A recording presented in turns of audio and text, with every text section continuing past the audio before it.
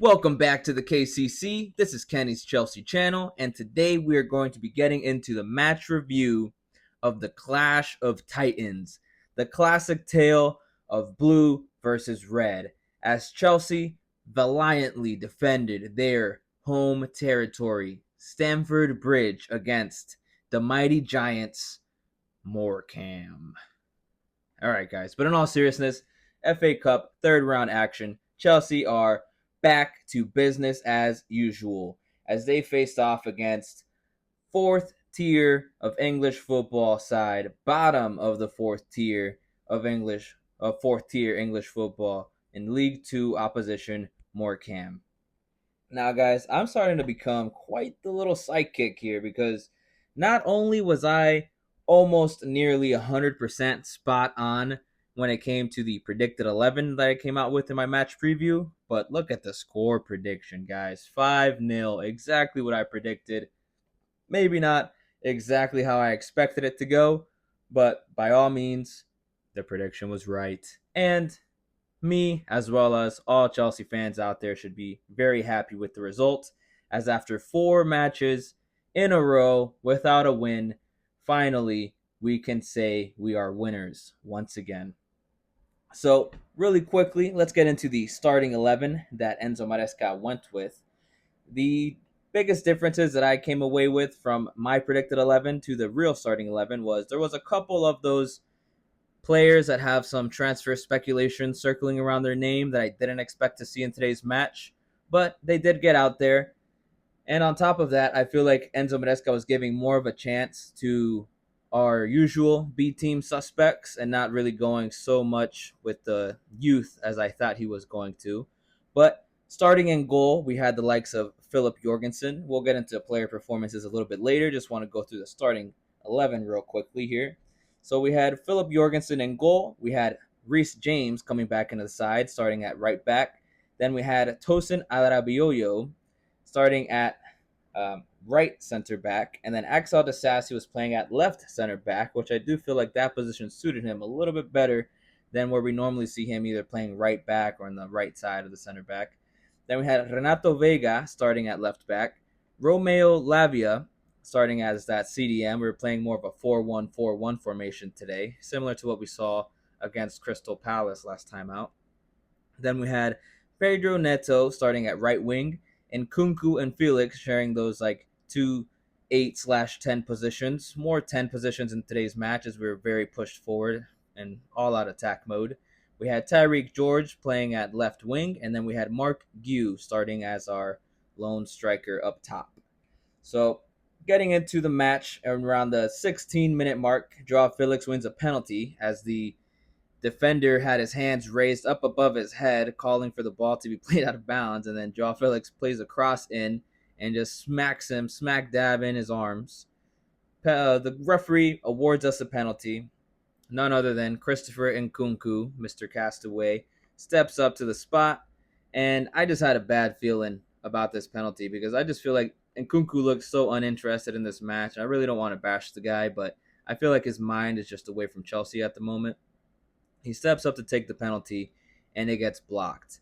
But if you look at the replay, and of course there was no VAR in this match, I think if there was VAR, the penalty would have been retaken because if you look at the replay, their goalkeeper, Burgoyne, stepped like 3 yards off his line. He's damn near smack dab in Nkunku's face when he blocks the penalty. But of course, no VAR. Referees, I guess, forgot that they have to be on top of their game in situations like this where there's no VAR. They don't have that extra assistance, video assisted referees from up top that can give them this little insight. So the referee does not catch that at all. Burgoyne makes the save, and Kunku gets the rebound, and then again gets saved. Does not able to score in that situation. At this point, I'm thinking, wow, that really sucks. But at no point in this match was I getting nervous, thinking that we might concede or lose this match in any way, shape, or form.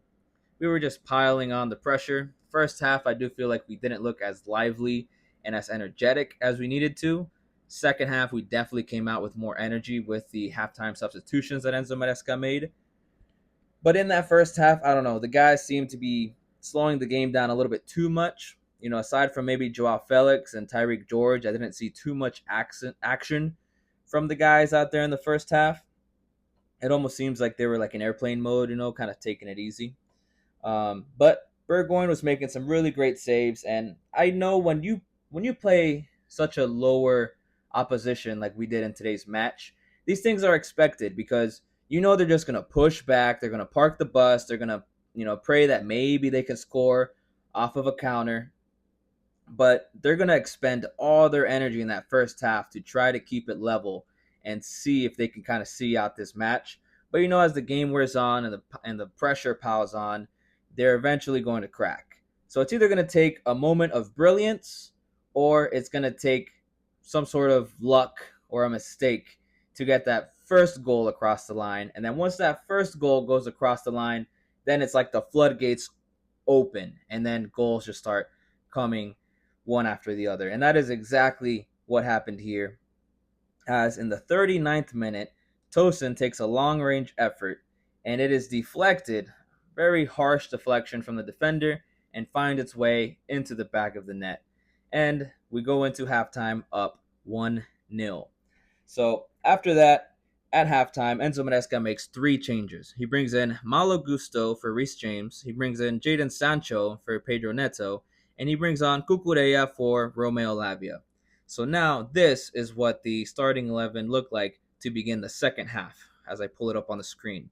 So we had Philip Jorgensen staying in goal, Malo Gusto coming in at right back, Tosin Adarabioyo, our goal scorer, playing right center back, Axel Disasi next to him, Cucurella introduced into the left back position, Vega moved from the left back position to that CDM position, and then we had Jadon Sancho coming in at right wing, and Kunku and Felix staying in those 10 positions, Tyreek George and Mark Gu staying in their positions from the start of the match. And game goes on. Second half, we look a lot more lively. I think the introduction of Cucurella was very influential.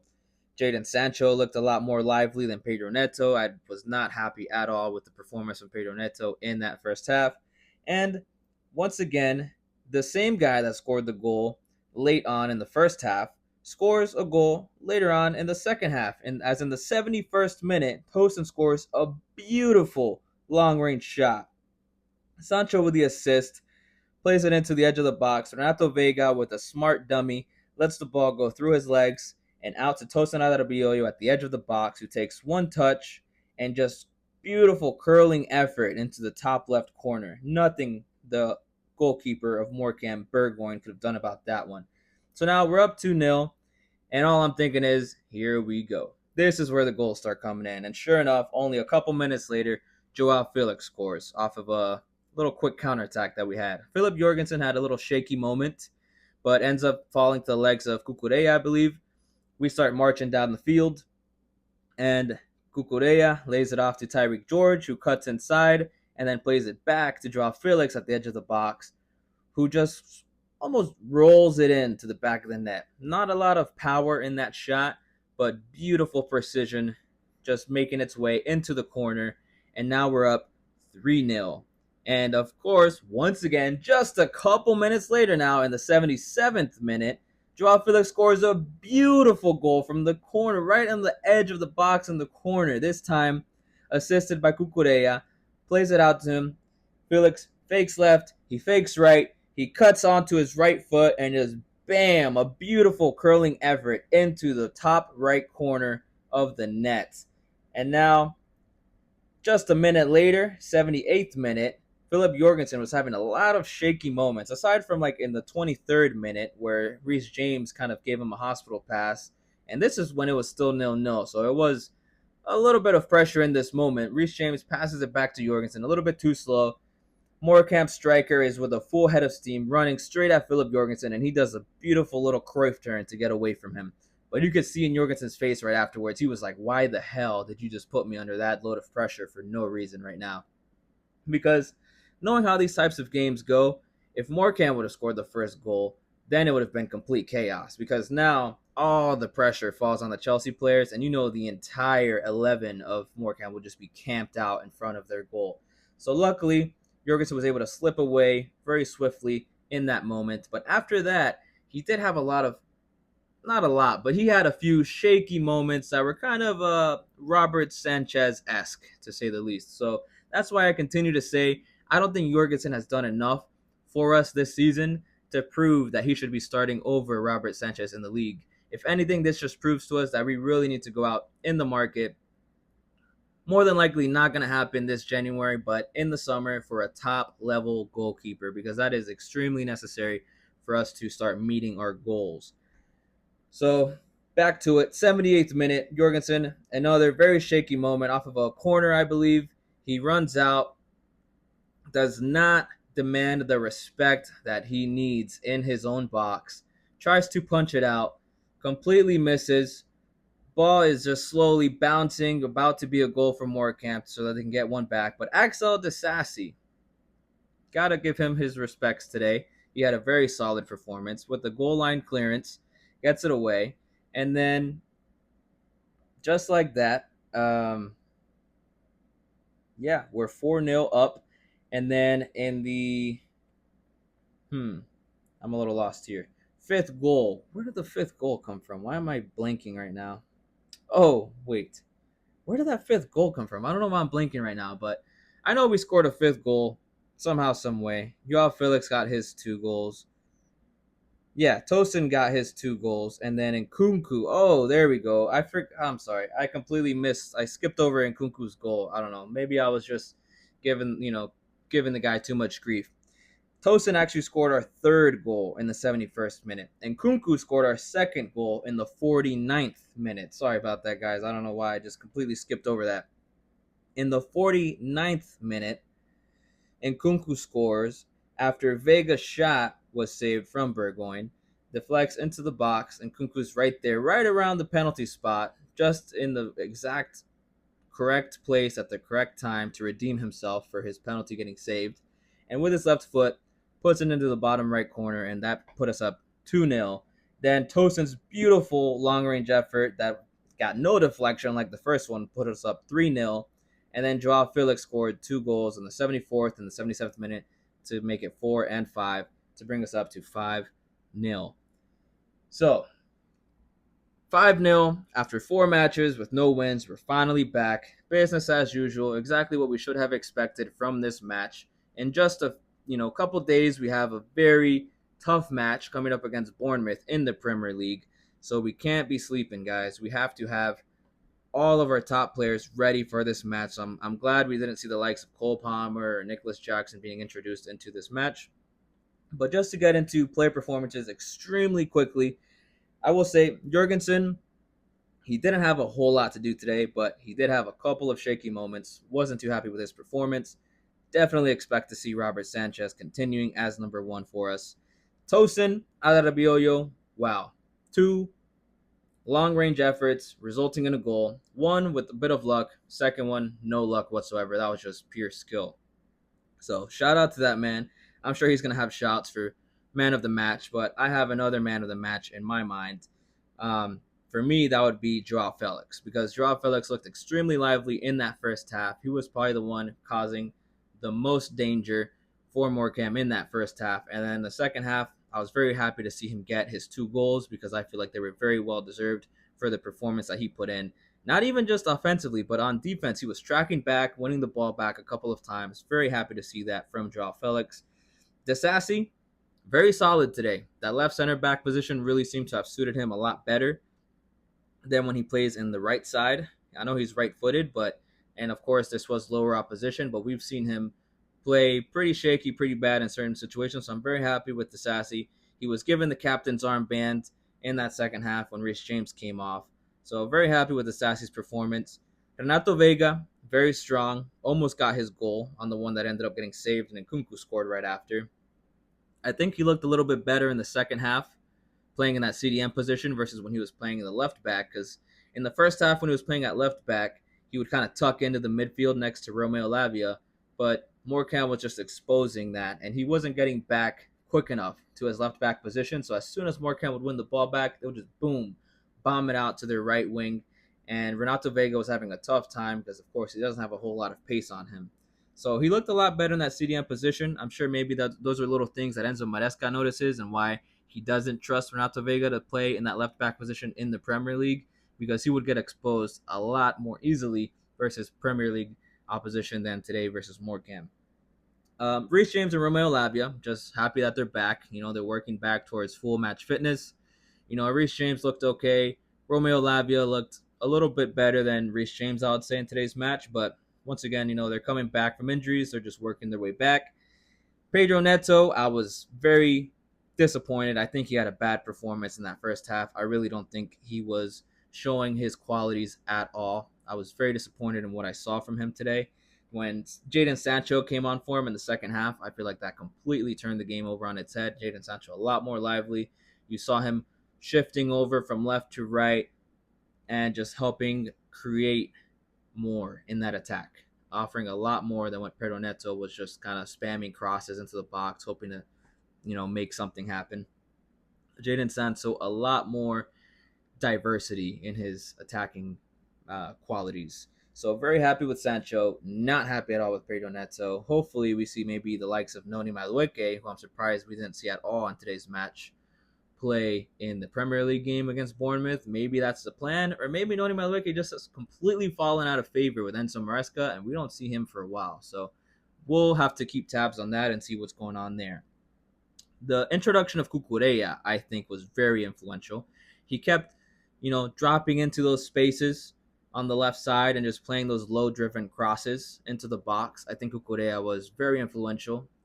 Definitely saw a lot more in that second half. Shout out to Enzo Maresca for the changes that he made. Mark Gue, I don't like to criticize the kid. He's young. He needs to get more experience. He needs to get more minutes. But he looked a little bit lost out there today. I think he's really thrived in the Conference League because he's a pressing monster. And off the ball, defensively, he does a great job of reacting and anticipating and winning those balls back, versus in this match where we had just had possession the entire match. I don't think he was putting himself in good positions.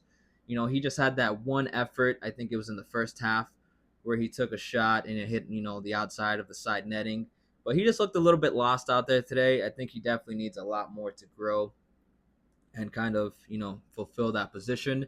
We're definitely going to need another number 9, hopefully as soon as this January transfer window, because Nkunku and Mark Gue as backup number 9s, it's just not going to cut it for us. So if we go to Nkunku, like I was saying earlier, I just feel he looked a little bit uninterested. I'm sure he was very happy to get his goal, but didn't like what I saw from him today. I think his mind is just away from Chelsea. He's looking to get a move away, and he just doesn't seem to be all there.